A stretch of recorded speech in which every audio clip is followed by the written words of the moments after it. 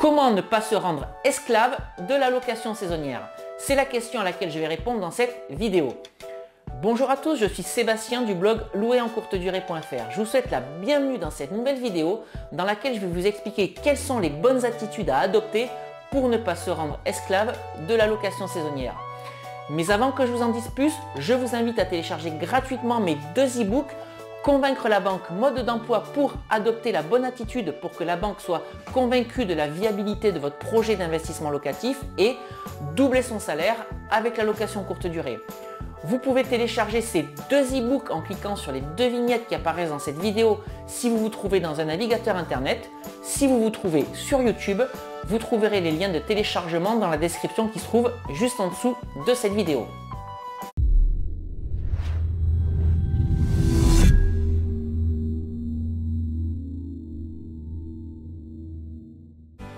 Alors comment faire de la location saisonnière sans en devenir esclave?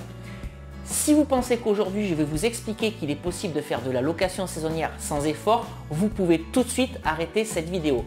La location saisonnière demande davantage de temps de gestion qu'une location classique. La contrepartie en revanche, c'est que la rentabilité est bien plus importante. Alors ce qu'il faut savoir quand même, c'est qu'il y a des possibilités de délégation qui existent et que des sociétés de conciergerie se sont montées tout autour de cette activité. Ces sociétés de conciergerie peuvent réaliser pour vous les check-in, les check-out et le ménage. J'en parle d'ailleurs dans un article du blog. Mais ce n'est absolument pas de ce sujet dont je voulais parler aujourd'hui. Cette vidéo s'adresse davantage à des personnes qui souhaitent faire de la location saisonnière mais qui souhaitent gérer cette activité par elles-mêmes. Et pour cela, je vais vous donner aujourd'hui, au travers de cette vidéo, deux conseils. Ces deux conseils sont issus de ma propre expérience. Le premier conseil que je vais vous donner concerne la durée minimum de séjour. Lorsque vous allez démarrer cette activité et publier des annonces avec vos sites partenaires, alors les sites partenaires, c'est les sites avec lesquels vous allez travailler, Airbnb, Booking, Housetrip, Morning Croissant, Holiday Lettings, etc. Vous allez devoir indiquer une durée minimum de séjour. Cette durée minimum de séjour correspond à la durée minimum que les clients vont devoir passer chez vous. Alors lorsque j'ai démarré la location saisonnière, j'avais indiqué une durée minimum de 3 nuits. C'est-à-dire que les clients qui souhaitaient venir chez moi devaient rester au minimum 3 nuits. Je me suis rendu compte au fil des mois que le séjour de minimum de 3 nuits m'empêchait d'optimiser mon calendrier. C'est-à-dire que je me retrouvais avec des créneaux de 2 nuits disponibles entre deux réservations et qu'il m'était impossible de les louer. J'ai donc décidé de passer la durée du séjour minimum à 1 nuit. Alors, clairement, mon calendrier s'est rempli beaucoup plus vite, j'avais beaucoup moins de trous. Par contre, j'avais également beaucoup plus de temps de travail à l'époque pour gérer ces activités puisque j'assurais moi-même le check-in, le check-out et le ménage. Donc, j'avais vraiment des journées qui se suivaient sur lesquelles j'assurais ces trois prestations. Et donc, clairement, là, l'activité était vraiment devenue trop chronophage et j'avais l'impression de devenir un esclave. J'ai donc décidé, après ce deuxième essai, de passer la durée minimum de séjour à 2 nuits. Et là, je pense qu'on est vraiment sur le bon compromis, c'est-à-dire que cette durée minimum de séjour à 2 nuits vous permet d'optimiser votre calendrier sans vous rendre totalement esclave de votre activité. Le second conseil que je vais vous donner aujourd'hui concerne les horaires de check-in et de check-out. Il faut absolument que vous borniez les horaires d'entrée et de sortie des lieux. Vous allez tout de suite comprendre pourquoi. Si vous ne bornez pas les horaires d'entrée des lieux, vous allez avoir des clients qui vont vouloir arriver chez vous à 9 h le matin, à midi, à 15 h, à 21 h, à minuit, peut-être même à 3 h du matin.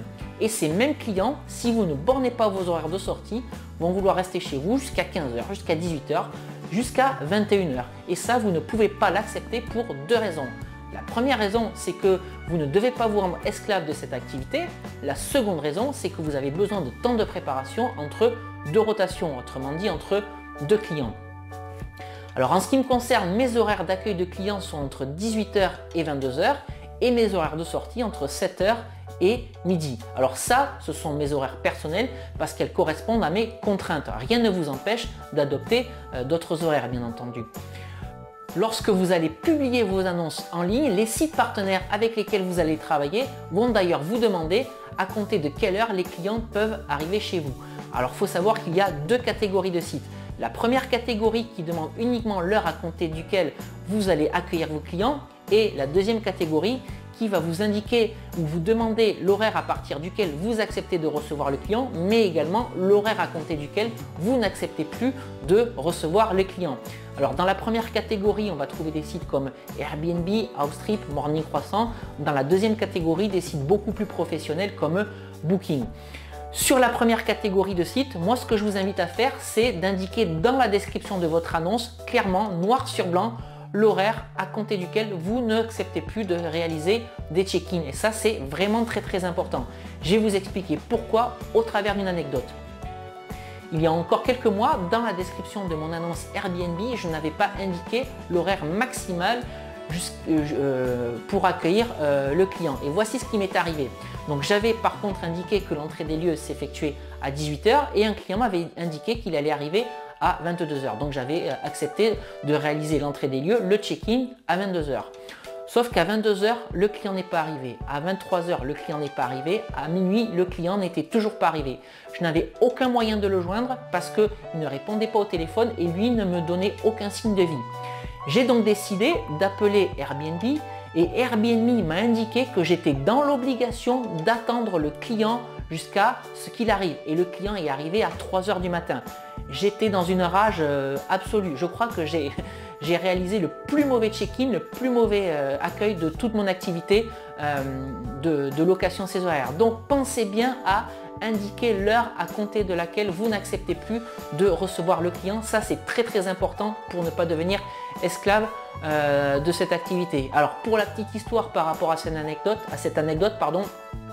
on a quand même j'ai quand même rappelé le support Airbnb et on a trouvé un terrain d'entente, c'est-à-dire que Airbnb a accepté de me rembourser la nuit que j'avais passée à attendre le client. Mais il faut savoir que ce sont des choses qui peuvent arriver, elles sont rares, donc soyez très vigilants là-dessus.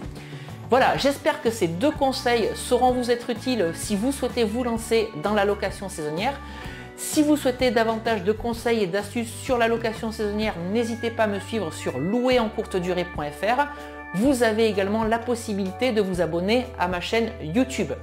J'espère que cette vidéo vous aura plu. N'hésitez pas à la liker et à la partager si tel est le cas. Je vais m'arrêter ici pour aujourd'hui. Je vous dis à très bientôt pour une nouvelle vidéo. Ciao ciao!